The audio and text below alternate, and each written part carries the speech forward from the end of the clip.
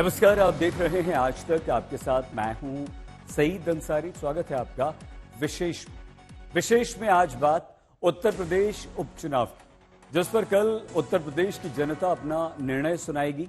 उत्तर प्रदेश की 9 सीटों पर इस बार लड़ाई योगी बनाम अखिलेश की हो चुकी है, जिसे अगले विधानसभा चुनाव का सेमीफाइनल भी माना जा रहा है। ऐसे में दोनों ही नेताओं ने उपचुनाव में अपना पूरा जोर लगा दिया।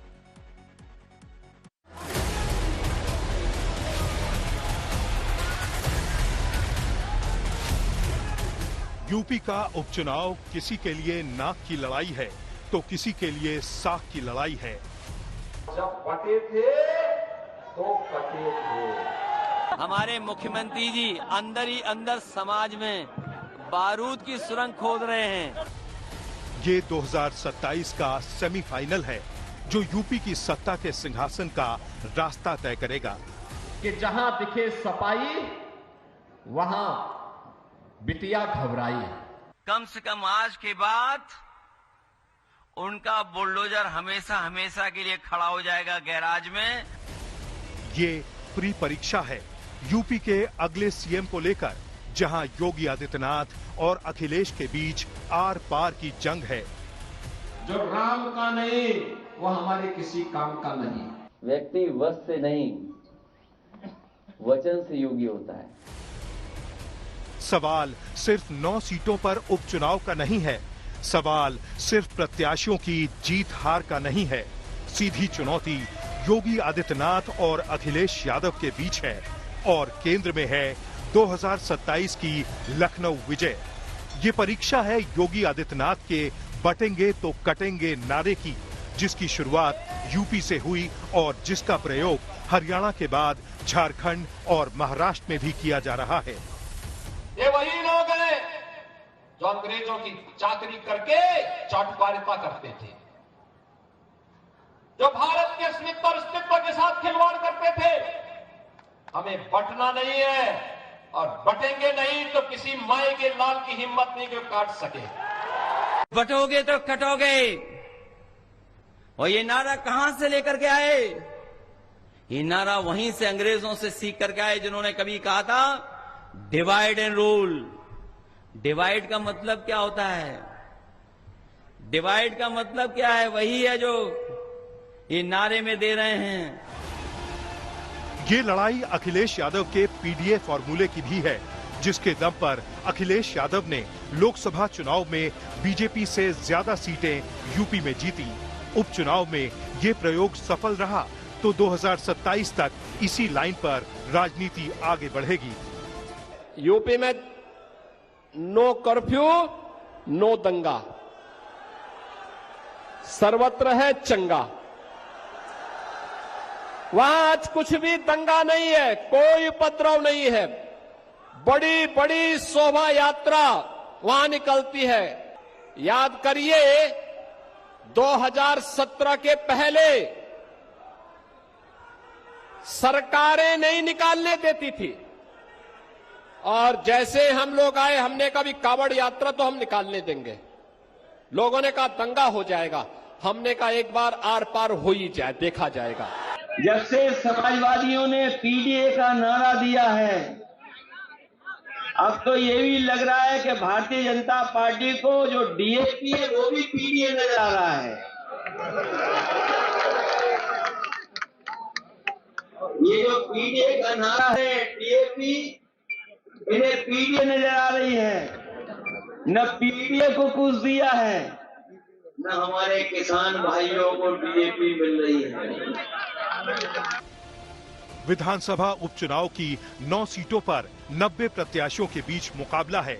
सभी 9 सीटों पर बीजेपी, एसपी और बीएसपी के बीच त्रिकोणीय मुकाबला है, लेकिन सीधी टक्कर बीजेपी और एसपी के बीच ही है।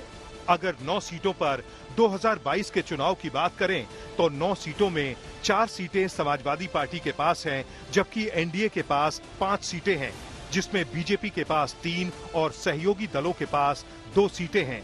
टिकटों के बंटवारे में जहां अखिलेश ने मुस्लिम कार्ड खेला है, तो वहीं बीजेपी ने ओबीसी पर दांव लगाया है।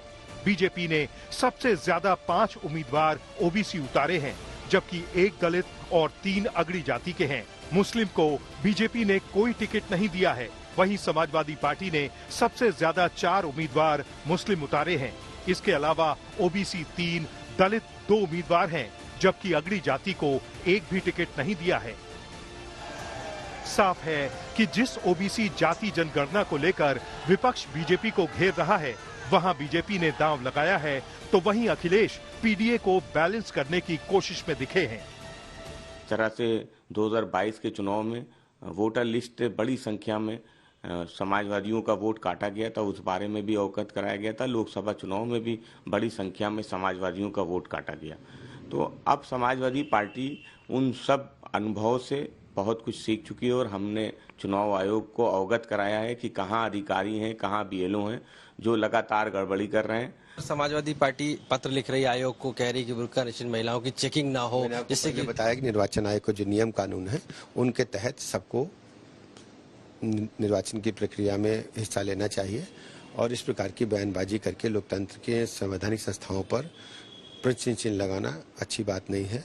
समाजवादी पार्टी, कांग्रेस लगातार इस प्रकार के कुकृत्यों को करती रही है।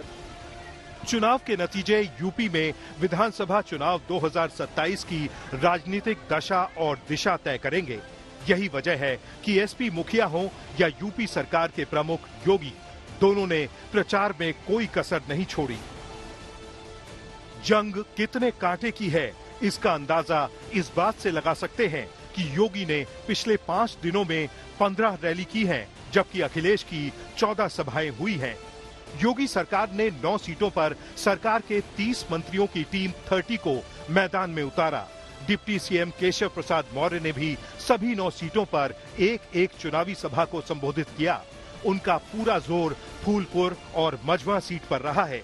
उप मुख्यमंत्री ब्रजेश पाठक ने भी उपचुनाव में 9 सीटों पर एक रैली की। मैनपुरी की करहल सीट पर अखिलेश की पत्नी डिंपल यादव ने कमान संभाल रखी थी। चाचा शिवपाल यादव कटेहरी में डटे रहे। ऐसा पहली बार है जब विपक्ष में रहते हुए अखिलेश यादव ने उपचुनाव में एक सीट पर रैली की है। तो इस बार भारतीय जनता पार्टी 100% चुनाव हारने जा रही है और सीटों की गिनती से बोलूंगा तो मैं इस बार 9 की 9 सीटें हारने जा रहे हैं।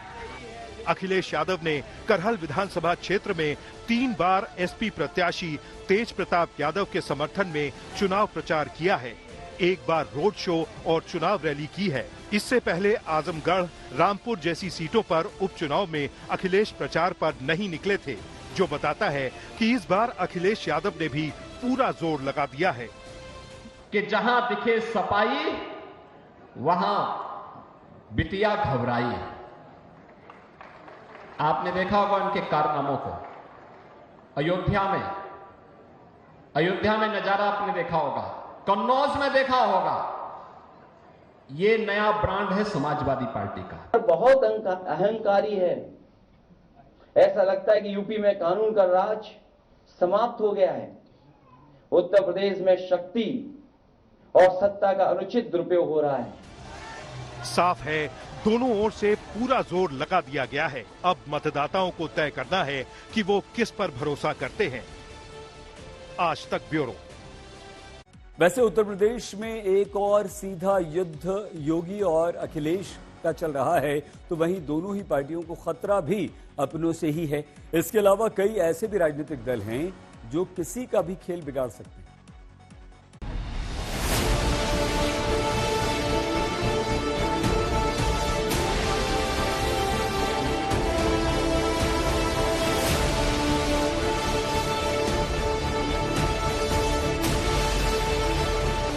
यूपी में भले ही सीधी जंग अखिलेश यादव और योगी आदित्यनाथ के बीच हो, लेकिन यहाँ कई फैक्टर हैं जो किसी का भी खेल बिगाड़ सकते हैं। यूपी लोकसभा चुनाव में सबसे ज्यादा चर्चा बीजेपी की अंदरूनी कलह की थी, जिसके बाद दिल्ली दरबार में बैठकों का दौर चला।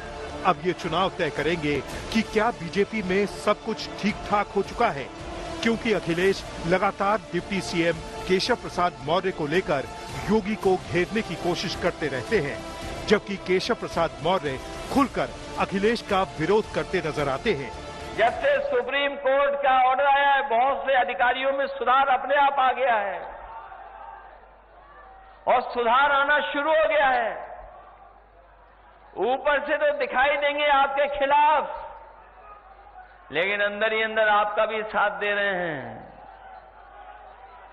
अंदर ही अंदर साथ दे रहे हैं, क्योंकि वो ये जानते हैं ये सरकार अब चलने वाली नहीं है, ये सरकार जाने वाली है। ये तो फूल करके गुब्बारा हो गए थे, इंडी गठबंधन के साथ गुब्बारा हो गए थे, लेकिन हरियाणा चुनाव के बाद समाजवादी पार्टी की साइकिल भी पंचर हो चुकी है और 20 तारीख को मतदान, 23 तारीख को मतगणना और समाजवादी पार्टी की साइकिल सैफई के उनके गैराज में पहुंच जाएगी। साफ है, अखिलेश यादव लगातार इस मुद्दे को उठा रहे हैं, केंद्र और योगी के बीच खींचतान का दावा कर रहे हैं। ऐसे में इस उपचुनाव में योगी के सामने चुनौती अखिलेश के दावों को गलत साबित करने की है। मैं इसीलिए बार बार कहता हूं, ये लाल टोपी काले कारनामे इसको पनपने मत दीजिए। उत्तर प्रदेश को ये लोग फिर से जो विकास की मुख्य धारा के साथ जुड़ करके सुरक्षा और समृद्धि का एक मानक तय कर रहा है, यह फिर से उत्तर प्रदेश को अराजकता की ओर धकेल देगा।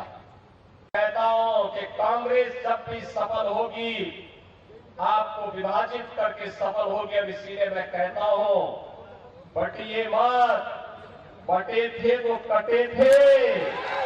इनकाउंटर वाले हैं, उनका काउंटडाउन शुरू हो गया है। अब वो सरकार में उतने दिन नहीं रहेंगे जितने वो सरकार में रह चुके हैं। इसी वजह से आप देखते होंगे उनकी भाषा बदल गई है, उनको सोचने समझने का तरीका भी बदल गया है। और सच्चाई तो ये है कि मन की कुटिलता ही वचन की कटुता बनती है। लोकसभा चुनाव में बीजेपी और संघ के बीच खींचतान की अटकलें भी सामने आई, लेकिन मथुरा में योगी आदित्यनाथ और संघ प्रमुख मोहन भागवत के बीच बैठक हुई थी।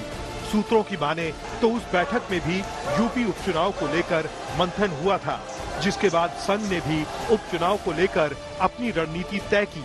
ऐसे में संघ के लिए भी ये चुनाव किसी परीक्षा से कम नहीं है। हिंदू एकता लोक कल्याण के लिए है, हिंदू सबके लिए सुख प्रदान करेगा, दुनिया में किसी भी देश के संकट के लिए। तो इसलिए हिंदू एकता आवश्यक है, अपने को भी बनाए रखना, बचाए रखना और दुनिया को भी मंगल करना। इसलिए हम हिंदू एकता चाहते हैं, इसमें कोई दो मत नहीं, दो राय नहीं। उधर चुनाव में दलित वोट बैंक को लेकर भी तस्वीर साफ होनी है। वो वोट बैंक जो इस वक्त यूपी की सियासत में सबसे ज्यादा स्विंग कर रहा है। यही वजह है कि उपचुनाव से दूरी बनाए रखने वाली मायावती ने इस बार 9 की 9 सीटों पर अपने प्रत्याशी उतारे हैं, जिनके सामने अपनी खोई हुई जमीन को बचाने की चुनौती है। लेकिन ना ही मायावती ने कोई रैली की है और न ही भतीजे आकाश आनंद ने कोई मोर्चा संभाला है। दलित नेता चंद्रशेखर आजाद की साख भी दांव पर लगी है। आजाद ने मीरापुर, कुंदरकी, खैर सहित कई सीटों पर अपने प्रत्याशी उतार रखे हैं। नगीना में मुस्लिम वोटों के दम पर जीत दर्ज कर सांसद बने चंद्रशेखर के लिए दलित वोट को साधने का चैलेंज है।